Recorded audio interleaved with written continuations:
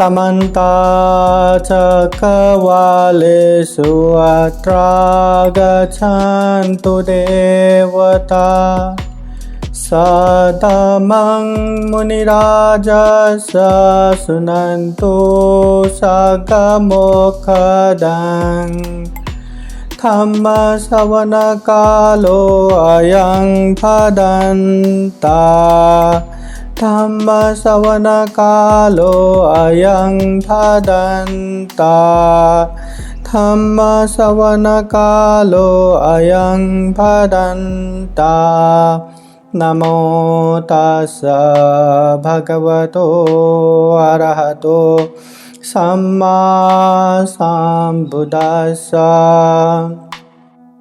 अविद्या पचया संखारा संखार पचया विज्ञानं विज्ञान पचया नाम रूपं नाम रूप पचया सलायतनं सलायतन पचया भस्सो भस्स पचया वेदना वेदना पचया तन्हा तन्हा पचया उपादानं उपादान पचया भवो भव पचया जाति जाति पचया जरा मरणं शोक परिदेव दुःख दोमनसुपायास सम्भवन्ति एवमेतस्य केवलस्य दुःखखण्डस्य समुदयो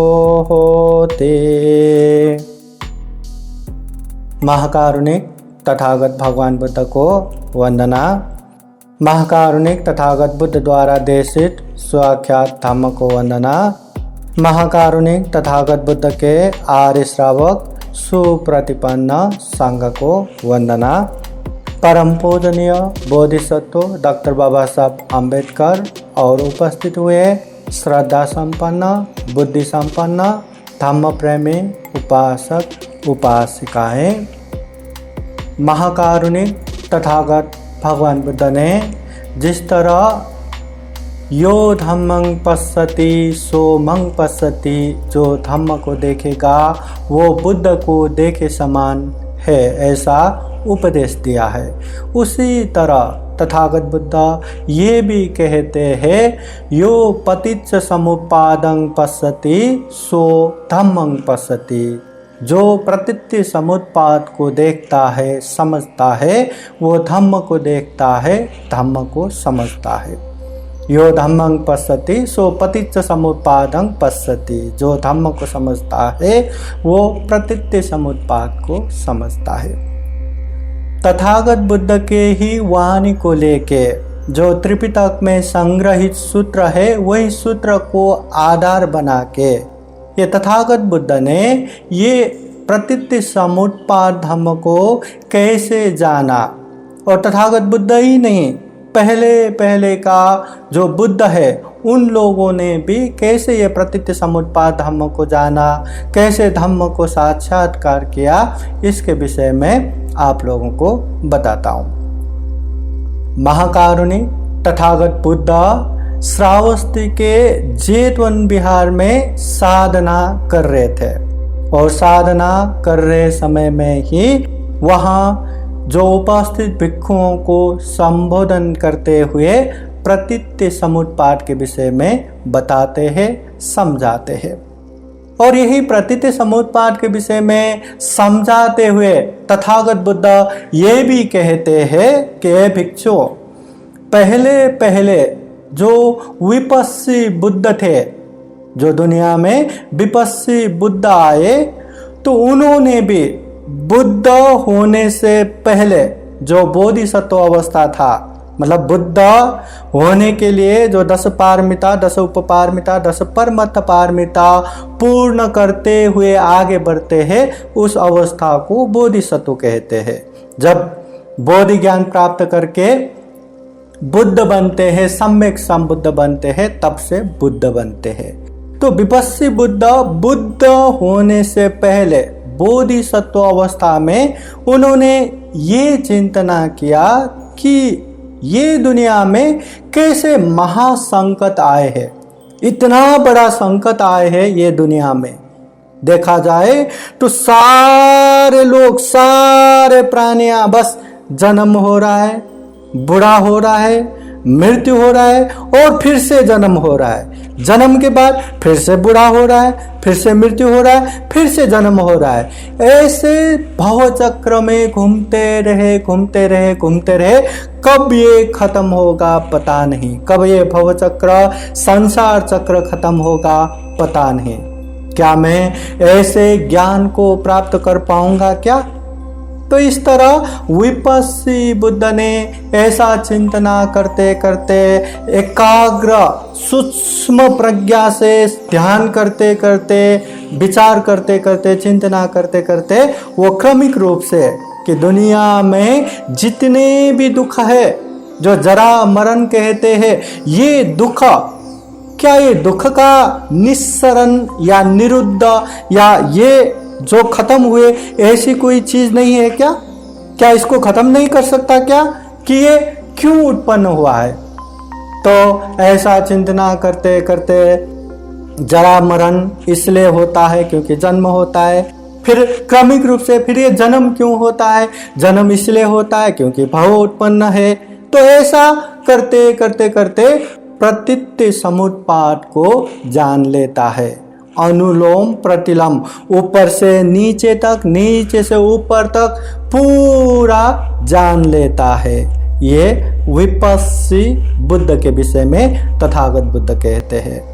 ये संयुक्त निकाय के निदान संयुक्त के विपस्सी सूत्र में आता है। तो उसके बाद तुरंत और एक सूत्र आता है, सीखी सूत्रं। और ये सूत्र में सीखी बुद्ध के विषय में तथागत बुद्ध कहते हैं कि सीखी बुद्ध भी बुद्ध होने से पहले जब बोधिसत्व अवस्था में थे, तो वो बोधिसत्व अवस्था में ही चिंतना करने लगते हैं कि इस दुनिया में इतना बड़ा घोर संकट आए है। सारे लोग, जन्म हो रहा है, बुढ़ापा आ रहा है, मर रहा है, फिर जन्म हो रहा है, फिर यही चक्र निरंतर चल रहा है। इसका अंत कहीं दिखाई नहीं देता, कहीं भी मुक्ति नहीं है। क्या इसका कोई निस्सरण, निरुद्ध नहीं है क्या? तो वो सीखी बुद्ध भी इसी को चिंतना करते करते सूक्ष्मता प्रज्ञा से समझ के लेता है कि यहाँ जो भी दुख है, जितना भी दुख है, वो सारे दुख, सारे जाति मरण का कारण तो ये जन्म है, ये जाति है, और जाति भव के कारण।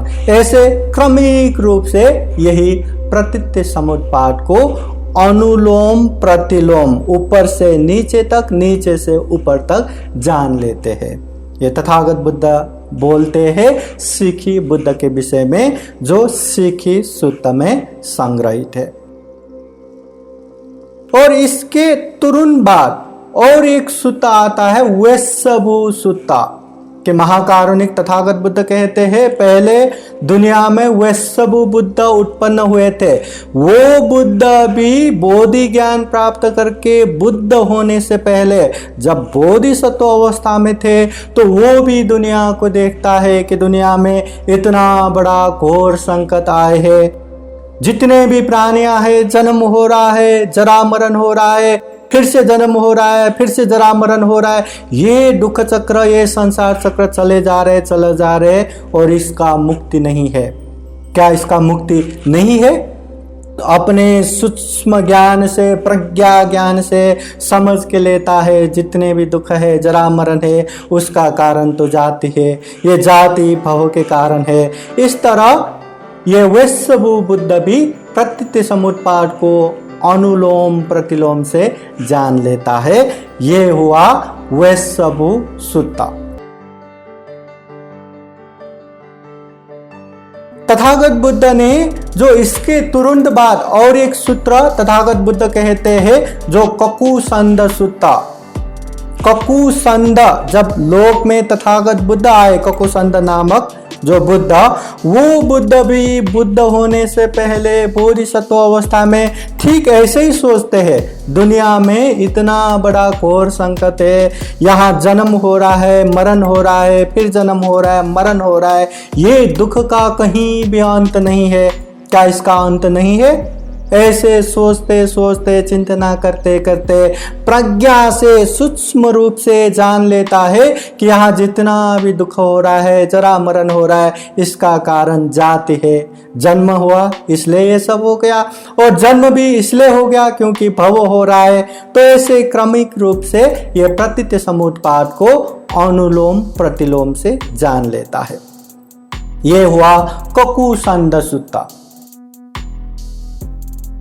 और इसके तुरंत बाद ये संयुक्त निकाय के निदान संयुक्त में ये ककुसंध सुत्त के तुरंत बाद वहां कोणागमन सुत्त आता है। ये लोक में जब कोणागमन नामक बुद्ध उत्पन्न हुए थे, वो बुद्ध भी सम्यक संबुद्ध होने से ठीक पहले जब बोधिसत्व अवस्था था, वो भी यही चिंतना करते हैं, दुनिया के यही संकट को देखते हैं। दुनिया के लोग या प्राणियां ऐसे ही जन्म हो रहे, जरा मरण हो रहे, जन्म हो रहे, जरा मरण हो रहे, ऐसे दुख चक्र, संसार चक्र में फंसे जा रहे। क्या इसका मुक्ति नहीं है? क्या मैं ये मुक्ति प्राप्त नहीं कर पाऊंगा क्या? तो फिर वो भी ऐसे सोचते सोचते सूक्ष्म रूप से प्रज्ञा से समझ के लेता है, जितना भी दुख हुआ है, जरा मरण हुआ है, ये जन्म के कारण हुआ है, जाति के कारण हुआ है, और ये जितने भी जाति है, जन्म है, ये भव के कारण हुआ है। इस तरह प्रतीति समुत्पाद को समझ के लेते हैं। ये हुआ कोणागमन सुत्तम। और यही संयुक्त निकाय में इसके तुरंत बाद और एक सूत्र आता है कश्यप सूत्रं। दुनिया में जब काश्यप नाम के बुद्ध उत्पन्न हुए थे, वो बुद्ध भी बोधि ज्ञान प्राप्त करके सम्यक संबुद्ध होने से पहले जब बोधिसत्व अवस्था में थे, वो भी दुनिया को ऐसे ही देखते हैं, दुनिया के यही संकट, यही अवस्थाओं को देखते हैं, और दुनिया के लोग देखते हैं ऐसे ही जन्म हो रहे, जरा मरण हो रहे, जन्म हो रहे, जरा मरण हो रहे, ऐसे दुख चक्र में फंसे जा रहे, और इसका मुक्ति कहीं कहीं भी नहीं है। क्या मैं ये ज्ञान प्राप्त नहीं कर पाऊंगा क्या? तो ऐसे सोचते सोचते अपने विवेक बुद्धि प्रज्ञा से सूक्ष्म रूप से समझ के लेता है, जान के लेता है, सारे दुख का कारण, सारे जरा मरण का कारण तो जाति है, जन्म है, और ये जन्म का कारण भव है। इस तरह निरंतर प्रतीति समुत्पाद को अनुलोम प्रतिलोम से जान लेते हैं। यह जो 6 सूत्र हो गया, तथागत बुद्ध ने प्रतीति समुत्पाद उन बुद्धों ने कैसे जान लिया, इसके विषय में। फिर तथागत बुद्ध अपने विषय में भी बोलते हैं, जिसमें गौतम सूत्र करके आता है वहीं पे संयुक्त निकाय पे। तो ये गौतम सूत्र को थोड़ा सा हम डिटेल रूप से जान लेते हैं। ये सूत्र भी तथागत बुद्ध श्रावस्ती में जब साधना में रह रहे थे, तभी भिक्षुओं को संबोधन करते हुए यही प्रतीति समुत्पाद के विषय में बोलते हैं। और यहाँ पे तथागत बुद्ध ये बुद्ध होने से पहले जब बोधिसत्व अवस्था में थे, उनको भी ऐसा चेतना आया, उनको भी ऐसा चिंतना आया कि ये दुनिया, वहां पाली में कहते हैं कि संवतायं लोको आपन्नो जायती च जियती च मीयती च चवती च उपपजती च। ये दुनिया में कितना बड़ा संकट आया है। अरे लोग यहाँ जन्म हो रहे, फिर बुढ़ापा आ रहे, फिर मर रहे, फिर से जन्म हो रहे, फिर बुढ़ापा आ रहे, मर रहे, फिर से जन्म हो रहे। ये जो जन्म मरण का चक्र चले जा रहे, और इसका कहीं कहीं अंत नहीं है, कहीं भी इसका मुक्ति नहीं है। क्या मैं इन चीजों से जो मुक्त है, उस ज्ञान को, उस प्रज्ञा को कभी मैं जान पाऊंगा क्या मैं वो समझ पाऊंगा क्या? तो ऐसे ही सोचते सोचते सोचते बोधिसत्व गौतम कि ये सोचने लगता है ये दुनिया में जितने भी दुख हुए हैं, चाहे वो जरा हो, वृद्धता हो, चाहे वो बीमार हो, चाहे वो दुख हो, उपायास हो, डोमनस हो, ये जितने भी दुख है, जितने भी दुख इसलिए हुआ है कि ये जाति हुआ है। ये जरा मरण क्यों हुआ है? वो पाली में ये सूत्र में आता है किमी नुखो सती जरा मरणं होती किंग पचया जरा मननंती, कि ये दुनिया में ये जरा मरण क्यों हुआ है, किस वजह से जरा मरण हुआ रहेगा। तो गौतम बोधिसत्व, सिद्धार्थ बोधिसत्व फिर चिंतना करने लगते हैं कि ये जरा मरण का कारण सूक्ष्म प्रज्ञा से जान लेता है। ये जरा मरण का कारण तो जातिया खोसती जरा मरणं होती जाति पचया जरा मरणंती। यहाँ जितने भी जरा मरण दुख है वो सारे दुख का कारण तो जाति है, जन्म है। जन्म हुआ इसी की वजह से यहाँ जरा मरण हुआ है। सिद्धार्थ बोधिसत्व फिर सोचने लगता है अगर जरा मरण का कारण जाति है, जन्म है, तो ये जन्म का कारण क्या है? जन्म क्यों होता है? किमी नुखो सती जाति होती किंग पचया जाति थी। फिर ये जाति क्या है? क्यों जाति उत्पन्न होता है? फिर अपने प्रज्ञा से चिंतना करते करते सूक्ष्म रूप से फिर समझ लेता है, फिर प्रज्ञा उत्पन्न होता है। भवे खो सती जाति होती भव पचया जाति। यहाँ जो भी जन्म हो रहा है उसका कारण भव है। ये भव के कारण ही जाति हुआ है। भव जो अस्तित्व बनाता है। तो फिर सिद्धार्थ बोधिसत्व सोचने लगता है अच्छा ये भव के कारण ये जाति होता है, तो ये भव कैसे होता है? किमी नोखो सती भव होती किंग पचया भवती।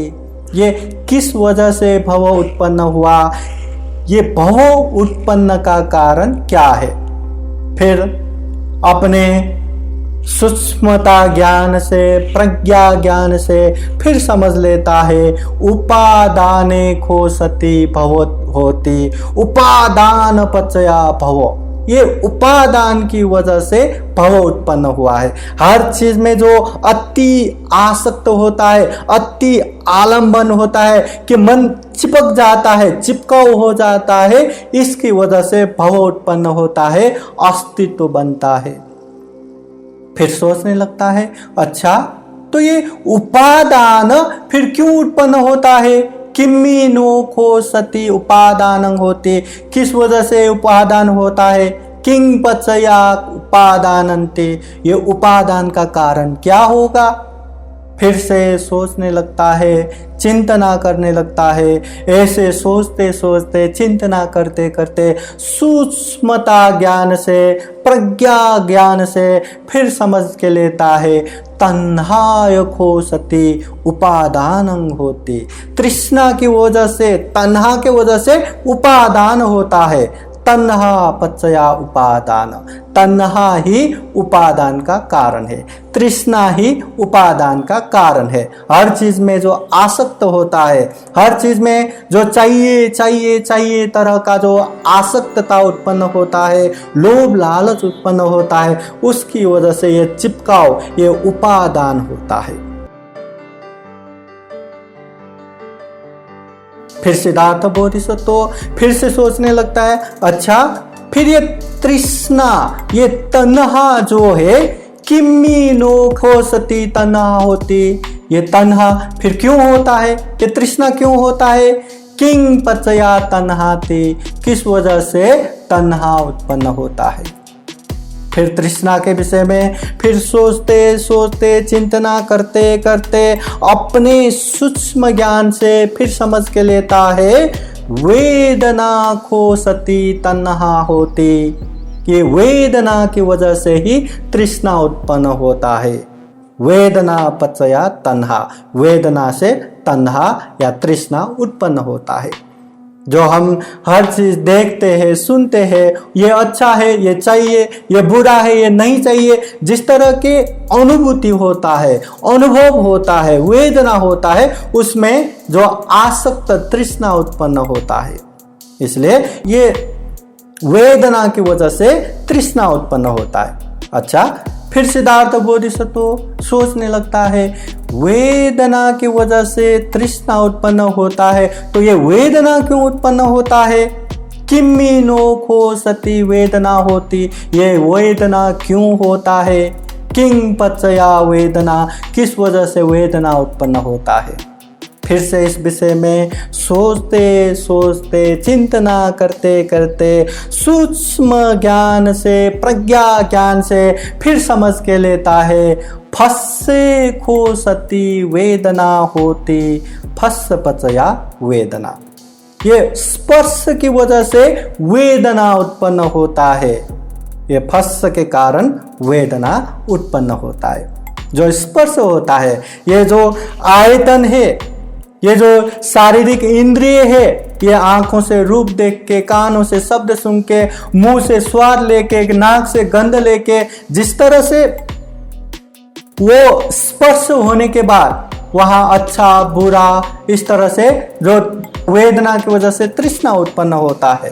इसलिए ये वेदना उत्पन्न का कारण ही स्पर्श है।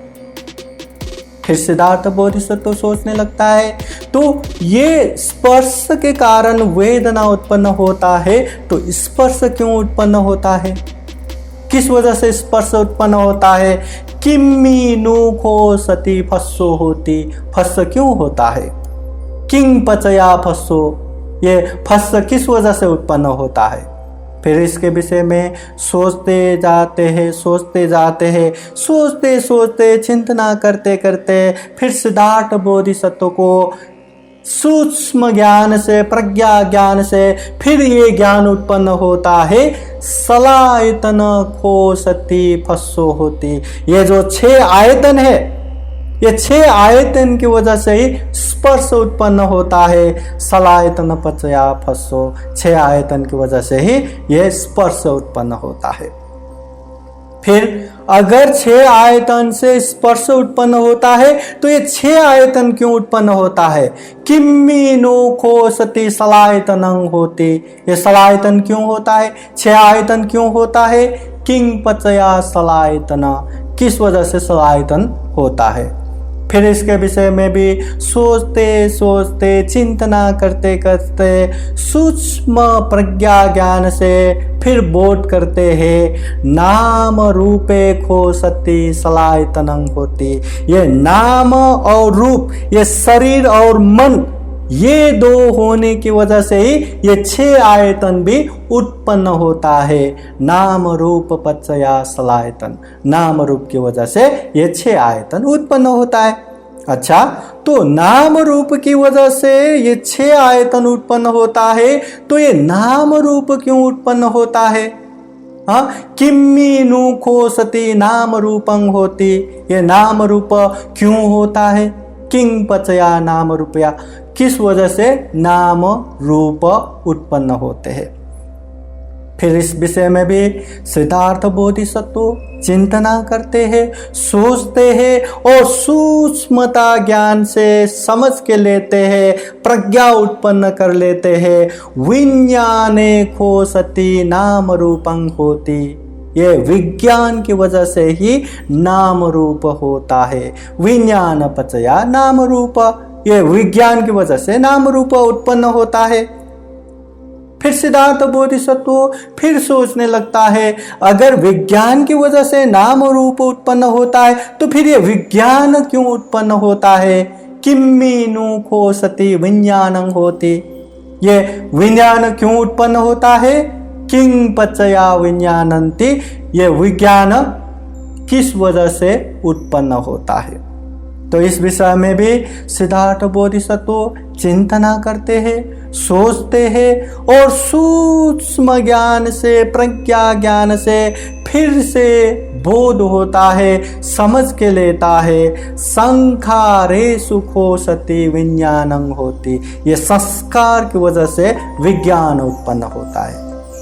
जो हम कर्म संस्कार बनाते हैं उससे कॉन्शियसनेस, चेतना, ये जो विज्ञान उत्पन्न होता है। संखार पचया विज्ञान, संस्कार की वजह से विज्ञान उत्पन्न होता है। अच्छा, तो संस्कार की वजह से विज्ञान उत्पन्न होता है, तो ये विज्ञान क्या है? किम्मीनो को सती संखार होती, ये संस्कार क्यों होता है? किंग पचया संखारंती, ये संस्कार क्यों उत्पन्न होता है? फिर इस विषय में वो सिद्धार्थ बोधिसत्व सोचने लगता है कि संस्कार क्यों उत्पन्न होता है। सोचते सोचते, चिंतना करते करते फिर अपने सूक्ष्मता ज्ञान से, प्रज्ञा ज्ञान से समझ के लेता है अविद्याय खो सती संखारा होती, ये जो अविद्या है उसकी वजह से संस्कार उत्पन्न होता है। अविद्या पचया संखारा, अविद्या से संस्कार उत्पन्न होता है। जितने भी अविद्या है, जितने भी अज्ञानता है, अच्छे को अच्छे, बुरे को बुरे, अच्छे करने से अच्छा होगा, बुरे करने से बुरा होगा, ये चीज ना जानना, जहां ज्ञान ही नहीं है, जहां विद्या नहीं है, वो अविद्या की वजह से ये संस्कार उत्पन्न होता है। इस तरह सिद्धार्थ बोधिसत्व ने ऊपर से नीचे तक अनुलोम पद्धति से ये प्रतीति समुत्पाद को जान लेता है। ये सारे के सारे जितने भी है केवल दुख समुदय है, दुख के कारण है, दुख ही है। तो फिर सिद्धार्थ बोधिसत्व फिर इसी को प्रतिलोम पद्धति से फिर सोचने लगता है, किम्मीनो को असति जरा मरण न होती। अभी सोचने लगता है कि अगर ये जरा मरण है तो क्या चीज ना होने से जरा मरण नहीं होगा? किस निरोधा जरा मरण निरोधो, क्या चीज निरोध होने से या निर्मूल होने से या खत्म होने से ये जरा मरण भी खत्म होगा? क्योंकि जरा मरण दुख है, ये दुख तो किसी को पसंद नहीं है, तो ये दुख खत्म करना है, ये जरा मरण खत्म करना है, तो क्या चीज को खत्म करना पड़ेगा? फिर सिद्धार्थ बोधिसत्व चिंतना करते करते, सोचते सोचते, सूक्ष्म ज्ञान से, प्रज्ञा ज्ञान से फिर बोध कर लेता है जातिया को असति जरा मरण न होती। अगर जाति को खत्म करते हैं तो जरा मरण भी न होगा। जाति निरोधा जरा मरण निरोधो, अगर जाति निर्मूल हो गया तो जरा मरण भी निर्मूल होगा। जाति नहीं रहेगा तो जरा मरण भी नहीं होगा। अच्छा, तो जरा मरण खत्म करने के लिए जाति खत्म करना है, जन्म खत्म करना है, तो ये जाति कैसे खत्म होगा? ये जन्म कैसे खत्म होगा? किम्मीनो को असति जाति न होती, किस निरोधा जाति निरोधो। ये जाति निरोध करने के लिए, जाति को खत्म करने के लिए अभी क्या करना पड़ेगा? किसको खत्म करना पड़ेगा? तो ऐसे सोचते सोचते प्रज्ञा ज्ञान से, सूक्ष्मता ज्ञान से बोध करते हैं भवे को असति जाति न होती। अगर भव खत्म हो गया तो जाति नहीं होगा। भव निरोधो जाति निरोधो, अगर भव निरोध हो गया, निर्मूल हो गया, नाश हो गया, तो जाति भी नाश होगा। अच्छा, तो जाति नाश करने के लिए भव नाश करना है, तो ये भव को कैसे नाश करना है? कैसे भव निरोध होगा? फिर उसके विषय में चिंतना करते करते, फिर उसके विषय में सोचते सोचते सिद्धार्थ बोधिसत्व को सूक्ष्मता ज्ञान से, प्रज्ञा ज्ञान से फिर समझ के लेता है उपादाने को असति भवो न होती। अगर उपादान खत्म हो गया तो भव भी नहीं रहेगा। उपादान निरोधो भव निरोधो, अगर उपादान निरोध हो गया तो भव भी निरोध हो गया। अगर उपादान खत्म हो गया तो भव भी खत्म होगा। अच्छा, तो फिर ये उपादान कैसे खत्म होगा? ये उपादान को कैसे खत्म किया जाए? फिर सूक्ष्म चिंतन से, प्रज्ञा ज्ञान से, फिर सोचते सोचते बोध करते हैं। तन्हाय को असति उपादानं न होती। अगर तृष्णा, अगर तन्हा को खत्म किया जाए तो ये उपादान नहीं होगा। तन्हा निरोधो उपादान निरोधो। अगर तृष्णा निरोध हो गया तो उपादान निरोध हो गया। अच्छा, तो फिर ये तृष्णा कैसे खत्म किया जाए? ये तृष्णा कैसे, किस चीज को खत्म करने से खत्म होगा? फिर सिद्धार्थ बोधिसत्व सोचते सोचते, चिंतना करते करते, प्रज्ञा ज्ञान से फिर से समझ के लेता है वेदनाय को असति तन्हा न होती। अगर वेदना नहीं रहेगा तो तृष्णा भी नहीं रहेगा। वेदना निरोधो तन्हा निरोधो। अगर वेदना निरोध हो गया, समाप्त हो गया, तो तृष्णा भी समाप्त होगा। अगर वेदना, अगर अनुभूति नहीं रहेगा तो तृष्णा भी नहीं रहेगा। तो फिर इसको सिद्धार्थ बोधिसत्व चिंतना करते हैं। अगर वेदना की वजह से तृष्णा उत्पन्न होता है तो ये वेदना कैसे खत्म किया जाए? किस चीज को खत्म करने से वेदना खत्म होगा? फिर एकदम सूक्ष्मता चिंतन से समझ के लेते हैं, प्रज्ञा उत्पन्न करते हैं। फस्से को असति वेदना न होती। अगर स्पर्श नहीं रहा तो वेदना नहीं रहेगा। फस्स निरोधा वेदना निरोधो। अगर स्पर्श निरोध हो गया तो वेदना भी निरोध हो गया। अच्छा, तो ये स्पर्श ना होने से वेदना नहीं होगा, तो स्पर्श को कैसे खत्म किया जाए? ये स्पर्श किस चीज का निरोध होने से ये स्पर्श भी निरोध होगा? फिर इसके विषय में चिंतना करते हैं, सोचते हैं, फिर सोचते सोचते, चिंतना करते करते, सूक्ष्म ज्ञान से फिर प्रज्ञा बोध होता है। सलायतन को असति फस्सो न होती। अगर ये 6 आयतन ही नहीं होगा तो स्पर्श भी नहीं होगा। सलायतन निरोधा फस्स निरोधो। अगर ये 6 आयतन ही नहीं रहा, खत्म हो गया, तो स्पर्श भी खत्म होगा। अच्छा, तो ये 6 आयतन ये खत्म होने से स्पर्श खत्म होता है, तो ये 6 आयतन कैसे खत्म होगा? ये 6 आयतन को कैसे निरोध करेंगे? फिर सिद्धार्थ बोधिसत्व चिंतना करने लगते हैं, सोचने लगते हैं। तो ऐसा सोचते सोचते, चिंतना करते करते, फिर उनको सूक्ष्मता ज्ञान से प्रज्ञा उत्पन्न होता है।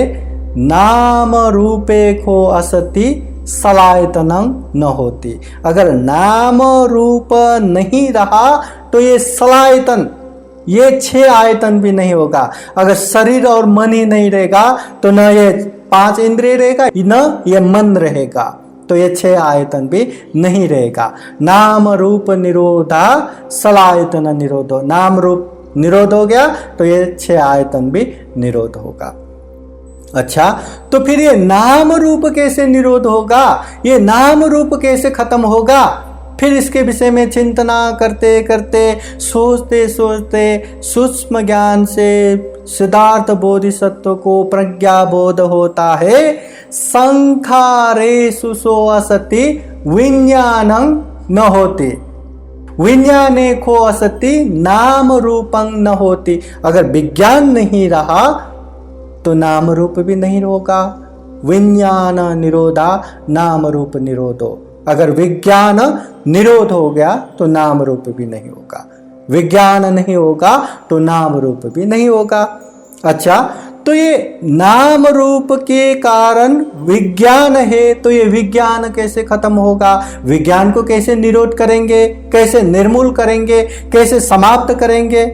फिर सोचते सोचते, चिंतना करते करते सिद्धार्थ बोधिसत्व को बोध हो जाता है। संखारेषु को असति विज्ञानं न होती।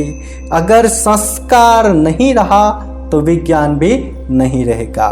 संखार निरोधा विज्ञान निरोधो। अगर संस्कार निरोध हो गया तो विज्ञान भी निरोध होगा। ये कम संस्कार नहीं रहा तो पुनर्जन्म का विज्ञान भी नहीं रहेगा। तो अगर ये विज्ञान निरोध करने के लिए संस्कार को निरोध करना है, तो ये संस्कार को कैसे निरोध किया जाए, ये संस्कार क्या चीज खत्म होने से ये संस्कार खत्म हो जाएगा। फिर इसके विषय में चिंतना करते करते, फिर इसके विषय में सोचते सोचते सूक्ष्मता ज्ञान से सिद्धार्थ बोधिसत्व को बोध हो जाता है। अविद्याय खो असति संखारा न होती। अगर अविद्या नहीं रहा तो संस्कार भी नहीं रहेगा। अविद्या निरोधा संखारा निरोधा। अगर अविद्या निरोध हो गया तो संस्कार भी नहीं रहेगा। अगर ये अविद्या अज्ञानता नहीं रहेगा तो उसकी वजह से संस्कार भी नहीं बनाएगा। तो ये अविद्या सभी दुखों का जननी है, मूल कारण है। अविद्या की वजह से, अज्ञानता की वजह से ही हम कुशल संस्कार, अकुशल संस्कार, पाप संस्कार, पुण्य संस्कार, ऐसा संस्कार बनाते जाते जिसकी वजह से विज्ञान से लेके हर दुख का कड़ी संसार चक्र शुरू होता है। इसलिए सूत्र के अंत में तथागत बुद्ध कहते हैं निरोधो निरोधो तिखो में भिक्खवे। ये निरोध निरोध शब्द से ही पुब्बे अननुसुतेषु धम्मेषु, पहले कभी न सुना हुआ धम्म में चक्षु उदपादि, ये चक्षु उत्पन्न हो गया, धर्म चक्षु उत्पन्न हो गया। ज्ञानं उदपादि, ज्ञान उत्पन्न हो गया। पन्या उदपादि, प्रज्ञा उत्पन्न हो गया। विद्या उदपादि, विद्या उत्पन्न हो गया। आलोको उदपादि, प्रकाश उत्पन्न हो गया। प्रकाश रहने से वहां कोई भी अंधकार नहीं रहेगा। ऐसे दिव्यमय प्रकाश उत्पन्न हो गया। तो इस तरह प्रतीति समुत्पाद को अनुलोम ऊपर से नीचे तक, प्रतिलोम नीचे से ऊपर तक, क्या चीज होने से क्या उत्पन्न होगा वो क्रमिक रूप से, और क्या चीज खत्म होने से क्या चीज फिर वो खत्म होगा, वो सारे चीज ये अनुलोम प्रतिलोम के विषय में ये सूत्र में बताया गया है। ये प्रतीति समुत्पाद है। प्रतीति समुत्पाद में विशेषतः अविद्या पचया संखारा, संखारा पचया विज्ञान, इस तरह 12 कड़ियां आता है। 12 कड़ी। तो ये 12 कड़ी के विषय में तो हमने ये उत्पन्न होने से ये उत्पन्न होगा, ये खत्म होने से ये खत्म होगा, अभी ये सूत्र में हमने जान लिया। अभी ये जो चीज है ये क्या है?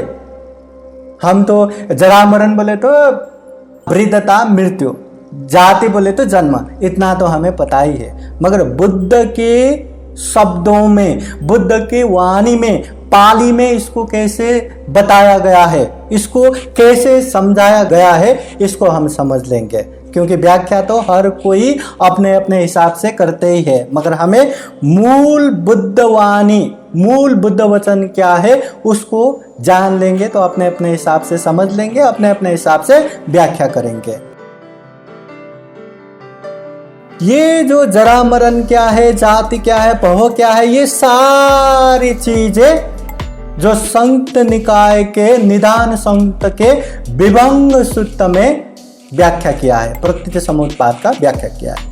यह विभंग सूत्र भी तथागत बुद्ध ने श्रावस्ती में साधना में रहते समय भिक्षुओं को संबोधन करके पहले तो प्रतीति समुत्पाद बताते हैं कि अविद्या के कारण संस्कार, संस्कार के कारण विज्ञान, ये सारे बातें बताते हैं, और उसके बाद एक एक चीज तथागत बुद्ध व्याख्या करते हैं। संक्षिप्त में वो व्याख्या क्या है, कैसे तथागत बुद्ध के वाणी से ये चीजें बताया है, इसके विषय में हम जान लेंगे।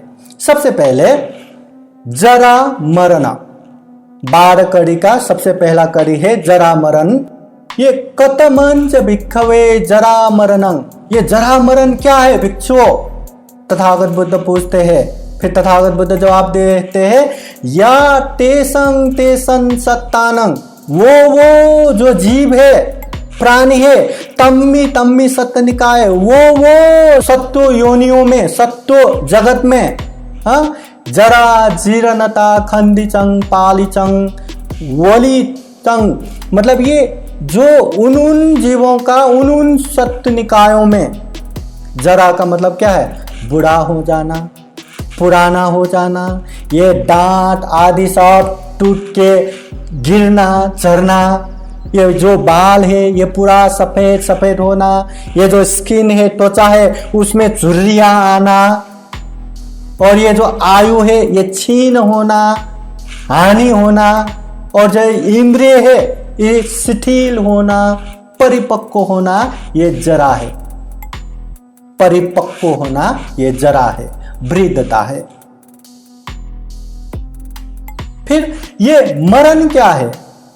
तो तथागत बुद्ध मरण के विषय में बोलते हैं, मरण मतलब वो उन जीवों का उन सत्व निकायों में च्युत हो जाना। मरण का मतलब क्या है?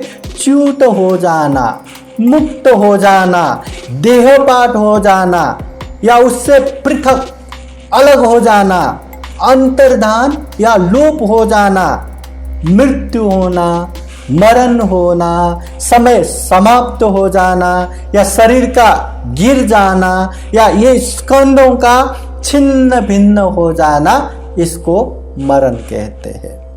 यह है जरा मरण, पहला।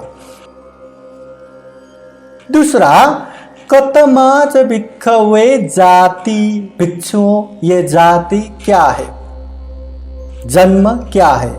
तो जाति के विषय में फिर तथागत बुद्ध या ते संग सत्तानंग करके पाली में तथागत बुद्ध कहते हैं, जाति का मतलब जन्म लेना, उत्पन्न होना, आना, आकर उस रूप में प्रकट होना, स्कंदों का प्रादुर्भाव, ये जो स्कंद है पंच स्कंद रूपी शरीर, इसका प्रादुर्भाव तथा आयतनों का प्रतिलाभ, ये जो 6 आयतन है ये प्राप्ति होना, इसे कहते हैं जन्म, जाति।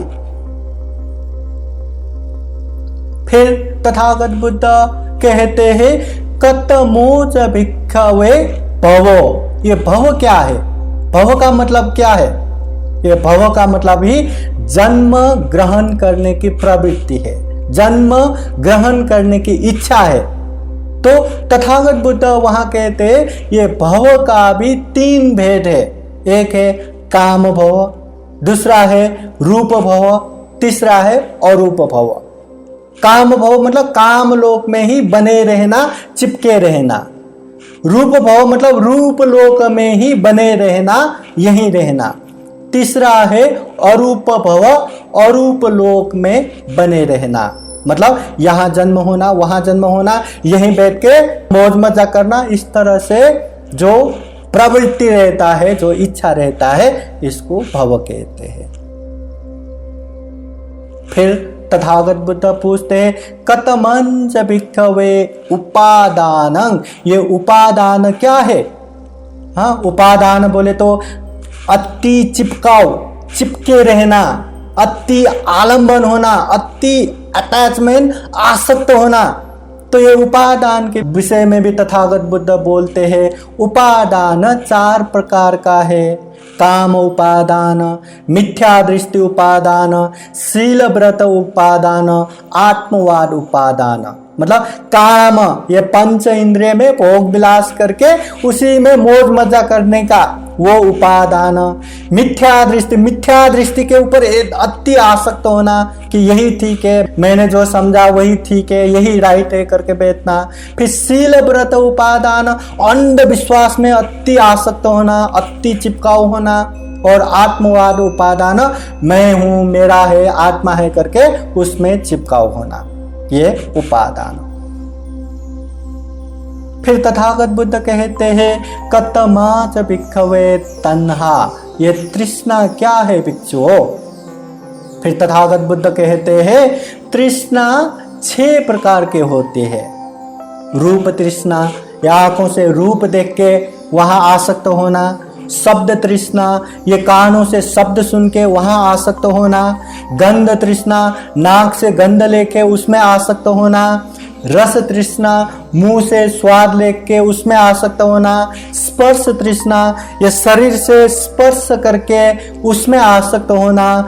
धम्म तृष्णा, मन से सोच के उसमें आसक्त होना, ये तृष्णा है। फिर तथागत बुद्ध कहते हैं कतमाच भिक्खवे वेदना, ये वेदना क्या है? फिर तथागत बुद्ध कहते हैं ये वेदना भी 6 प्रकार के हैं। वेदना के 6 भेद है। क्या क्या है? एक चक्षु संस्पर्श जन्य वेदना, मतलब चक्षु आंखों से स्पर्श करके जो वेदना आता है, अच्छा देखा तो आहा कितना अच्छा है, बुरा देखा तो छी कितना बुरा है। हाँ, तो ऐसे जो आंखों से देख के जो उत्पन्न होता है वो एक वेदना हो गया।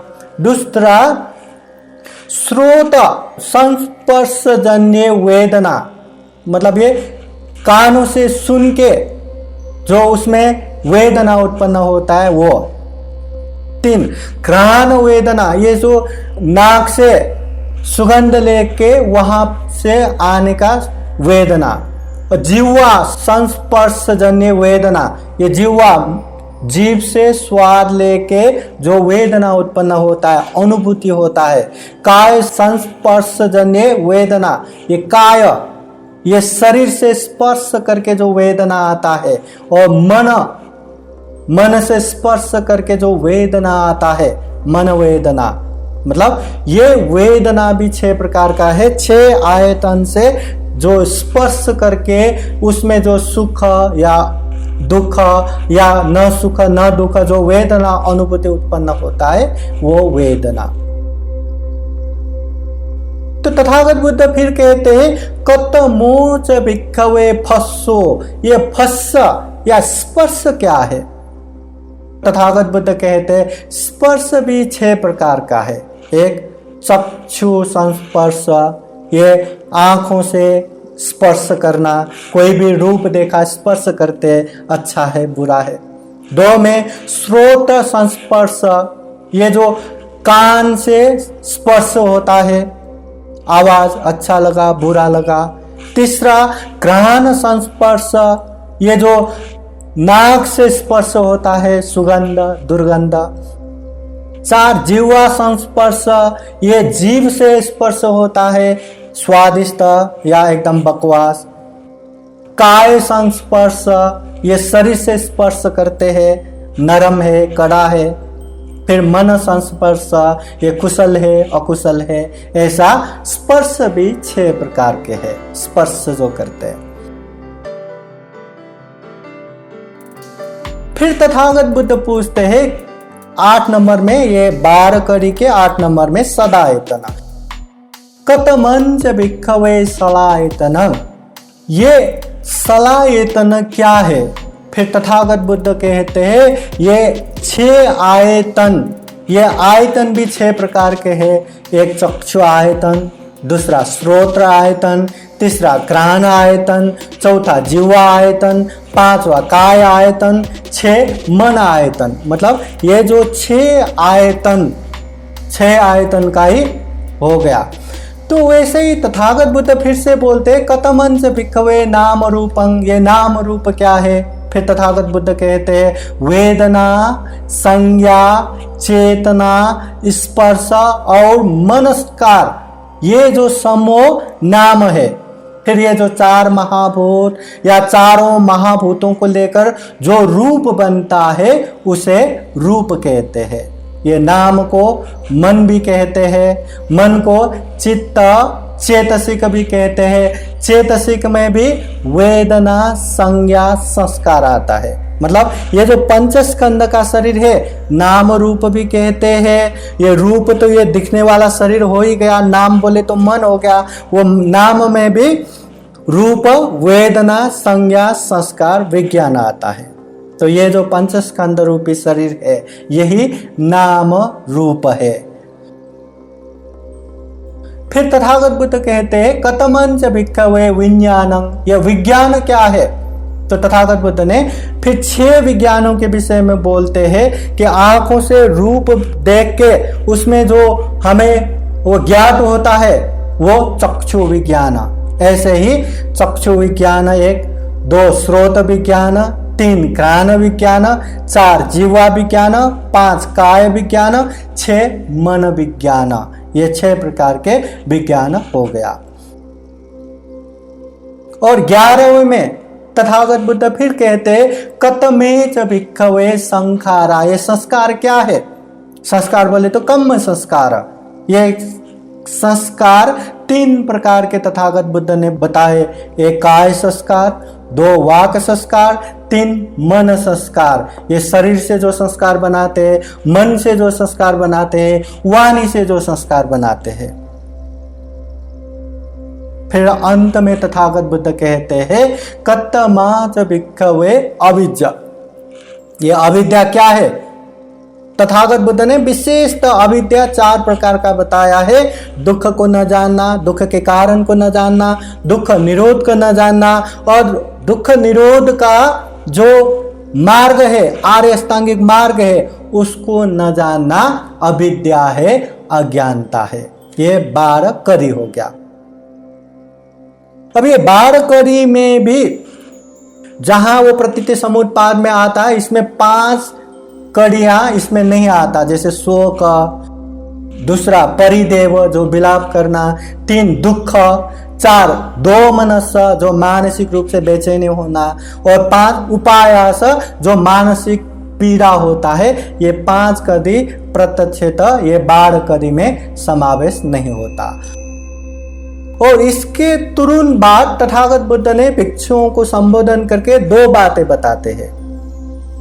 हे भिक्षुओं, ये मिथ्या प्रतिपदा क्या है, ये सम्यक प्रतिपदा क्या है। मिथ्या प्रतिपदा बोले तो साधना का अनुचित मार्ग। तो ये जो प्रतीति समुत्पाद है, अविद्या से लेके संस्कार, विज्ञान, नाम रूप, ये सारे के सारे चीज जो है उसका उत्पन्न होता है, उद्भव होता है। ये बातें समझना ये मिथ्या प्रतिपदा कहलाती है। और ये जो अविद्या से लेके संस्कार से लेके विज्ञान से लेके नाम रूप, ये सारे चीज जो निरोध है, ये समझना ये सम्यक प्रतिपदा है। मतलब सब अपने आप हुआ है। हाँ, ये अविद्या के कारण ये संस्कार अपने आप हुआ है, संस्कार के कारण ये विज्ञान अपने आप हुआ है, ऐसा समझना मिथ्या प्रतिपदा है। और ये सारे चीज निरोध होता है, समुदय है, ये समझना ये सम्यक प्रतिपदा है। इसको भी अच्छे से समझ के लेना चाहिए। अब ये हुआ प्रतीति समुत्पाद, और प्रतीति समुत्पाद को भी मूल सूत्र के आधार में आप लोगों को बताया। प्रतीति समुत्पाद का अनुलोम क्या है, प्रतिलोम क्या है, ऊपर से नीचे तक, नीचे से ऊपर तक, वो सारे चीज बताया। और ये प्रतीति समुत्पाद में जो 12 कड़ियां आता है, तो तथागत बुद्ध ने कैसे बताया, इसको बताया है। और प्रारंभ में आप लोगों को बुद्ध गाथा बताया। बुद्ध ने जो मध्यम निकाय के महाअत्थिपदोपम सूत्र में बताया हुआ वही पाली वाक्य यो पतिच्च समुत्पादं पश्यति सो धम्मं पश्यति। जो प्रतीति समुत्पाद को देखता है वो धम्म को देखता है, और जो धम्म को देखता है वो प्रतीति समुत्पाद को देखता है। इस माने में भी धम्म में प्रतीति समुत्पाद का महत्व बहुत ज्यादा है।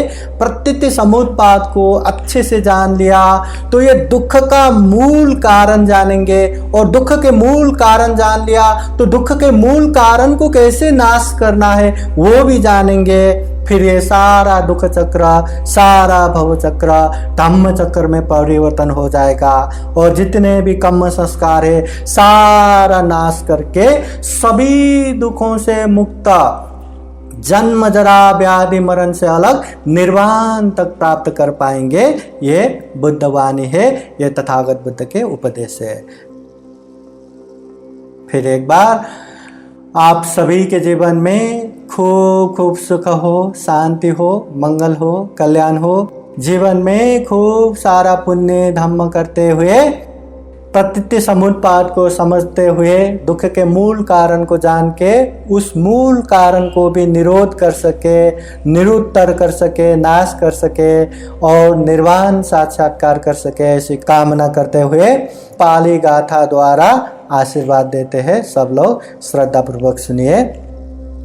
सवेतयो विभजन्तु सर्वरोगो विनाशतु माते भवत्वन्तरायो सुखी दीर्घायुको भव भवतु सर्वमङ्गलं रक्षन्तु सर्वदेवता सर्वबुद्धानुभावेन सदा सुखी भवन्तु ते भवतु सर्वमङ्गलं रक्षन्तु सर्वदेवता सर्वधर्मानुभावेन सदा सुखी भवन्तु ते भवतु सर्वमङ्गलं रक्षन्तु सर्वदेवता सर्वसङ्घानुभावेन सदा सुखी भवन्तु ते एचितं पाचितं तुय्यं क्षिप्रमेव समीचतु सर्वे पुरेन्तु चित्तसङ्कल्पा छन्दोपन्नरसो यथा आयु आरोग्ये सम्पत्ति सर्गसम्पत्तिमेव च अतो निब्बान सम्पत्ति